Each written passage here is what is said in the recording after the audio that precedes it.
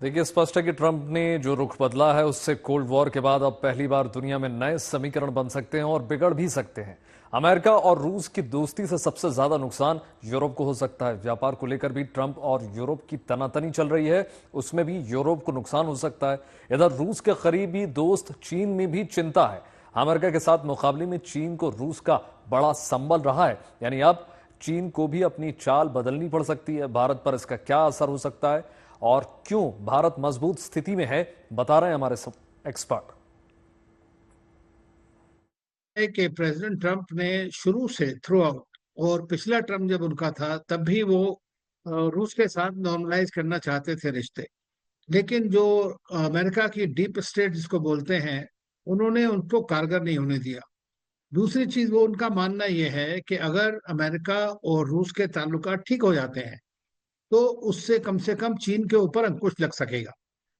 तीसरी चीज, अभी हमने देखा कि जो उनके सेक्रेटरी हैं, सेक्रेटरी ऑफ स्टेट रूबियो, उन्होंने उसके ऊपर बोला था कि ये अब आज की डेट में कोई भी एक बड़ी ताकत सब कुछ नहीं कर सकती है। ये मल्टीपोलर वर्ल्ड है, उसमें बहुत सारी पावर्स हैं जो बड़ी इंपॉर्टेंट पावर्स हैं, रिस्पेक्टेबल पावर्स हैं। तो उसमें रशिया, चीन, अमेरिका, इन सबके नाम दिख रहे हैं।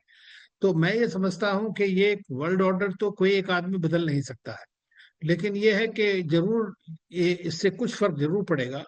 पहली चीज तो ये है कि एक बहुत बड़ा वॉर बंद हो जाएगा, जो एक बड़ी जरूरत है इस वक्त सबके लिए। इस युद्ध से सारे ग्लोबल साउथ को, सारी दुनिया को बड़ा नुकसान हुआ है। तो ये अगर हो जाता है तो एक बड़ी अच्छी बात होगी। जहाँ तक भारत की बात है, मैं समझता हूँ जो हमारी पॉलिसी है स्ट्रेटेजिक ऑटोनॉमी की, मल्टी अलाइनमेंट की, जिसमें अमेरिका के साथ भी हमारी कंप्रहेंसिव ग्लोबल स्ट्रेटेजिक पार्टनरशिप है, रूस के साथ भी हमारी प्रिविलेज स्ट्रेटेजिक स्पेशल पार्टनरशिप है, चीन के साथ हमारी बातचीत चल रही है और हमारा सेकंड लार्जेस्ट ट्रेडिंग पार्टनर है, और जितने भी देश हैं उनके साथ में भारत की मित्रता काफी है। तीसरी चीज यह है कि भारत जो है, जो देश काफी सारे हैं ग्लोबल साउथ के 125 देश, उनका भी नेतृत्व करता है, उनकी भी समस्याओं को उजागर करता है।